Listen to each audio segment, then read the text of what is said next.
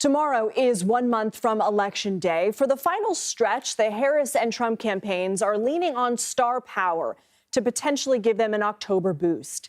Former President Barack Obama will spend the next month stumping for Harris across battleground states, and Trump will be joined on the campaign trail by billionaire Elon Musk. Musk will attend the former president's rally tomorrow as he returns to the site of his first assassination attempt in Butler, Pennsylvania. Evan McMorris-Santoro and Sophia Cai join us now. Evan is a politics reporter for NOTUS, and Sophia is a national politics reporter for Axios. Evan, let's start with the Harris campaign. We don't know yet if Harris will be on stage with Obama next week, but what does he bring? Well, at some point, the two will definitely be on stage together, right? And look, what Obama is good for is the Democratic base loves him. This is a way to sort of activate and empower the base and try, we're going to get out the vote period of the election where they're trying to get people to come out and put their votes actually on ballots. But, Obama theoretically is very helpful with that. But we have to remember, too, that a lot of this goes with who is the candidate, right? That's the most important thing that these Democrats have to worry about, because Obama also went out and stumped heavily for Hillary in 2016 and heavily for Biden in 2020. Two different outcomes. So it's not an automatic game changer for the Democrats, but it's one of those tools that they have in this home stretch to really try to turbocharge their GOTV prospects. Sophia, Trump's return to Butler will likely be watched more closely than most rallies this election cycle. How important is this moment to the Trump campaign, especially with Elon Musk in attendance? Yeah, this moment is really important, and I think Trump recognizing the political potency of the moment has saved the rally and this return to Butler moment for October. He could have done it in September, he could have done it, in August, but he saved it until October because he knows that now is the time that early voters are starting to vote, and it's just a few weeks until Election Day. We saw former President Trump, Sophia, lay the groundwork to challenge the 2020 election before votes were even cast.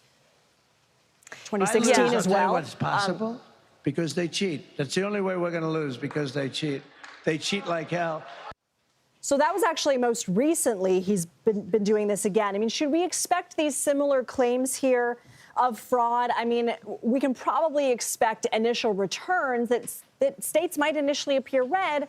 Mail-in ballots will need to be counted. Margins will start to close.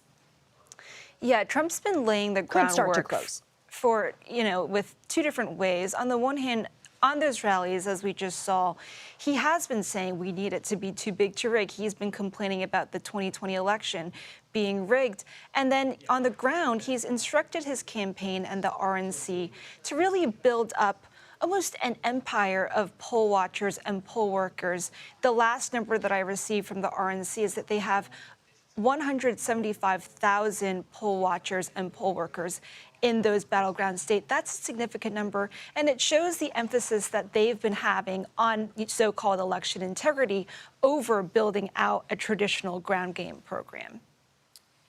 If you want to add anything to that. Well, I want to say, I think for people at home who are watching all this, because this is going to come up, this idea of, is this election fair? Did this happen for real? We saw it in 2020, right? We saw some evidence this week coming out from Special Prosecutor Jack Smith, new evidence of what happened around January 6th. And, he allegedly finds with witnesses. Trump saying from the very beginning of this process, I'm just going to declare victory, and we're just going to see what happens after that, right?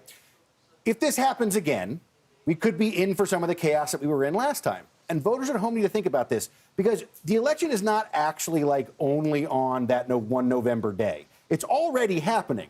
The November 5th day is the last day of voting, right? It's not the last day of counting. It's not the last day of certifying. It's the first day of all of that process starting, right?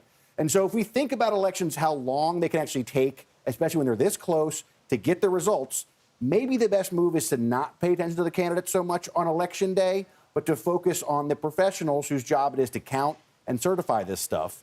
And I think it's something that people who are going to be Americans who are going to participate in this should really think about as we get closer to the election, because we could see a lot of different stuff flying around. Well, this came up in the debate, in the VP debate this week. You were on set with me that night.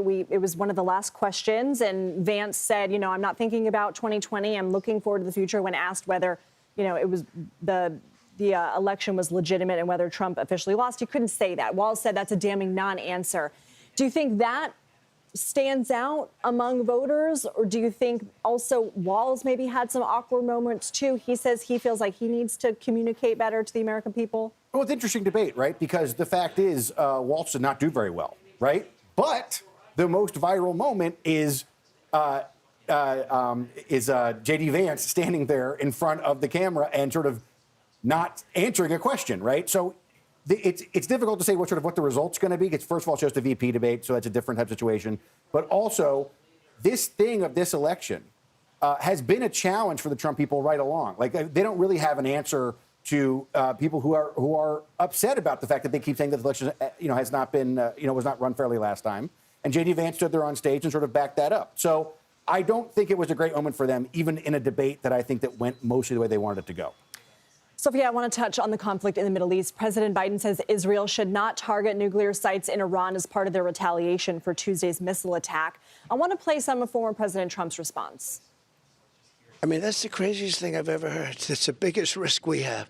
The biggest risk we have is nuclear. I mean, to make the statement, please leave their nuclear alone, I would tell you that that's not the right answer. Because you know what? Soon they're going to have nuclear weapons, and then you're going to have problems. What kind of policy shift would you expect from a potential second Trump administration with so much ongoing turmoil in the Middle East? Yeah, so what Trump said right there is a reflection of his personal style in engaging in foreign policy. He's more likely to have that sort of tough talk. And we also saw at the VP debate, Vance, and you will see Trump on the campaign trail in the next couple of weeks, really emphasize his peace through strength.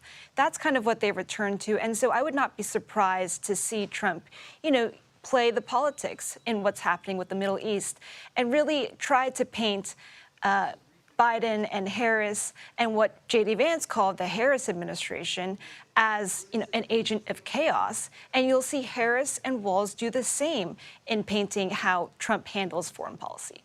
Evan McMorris-Santoro and Sophia Cai, thank you.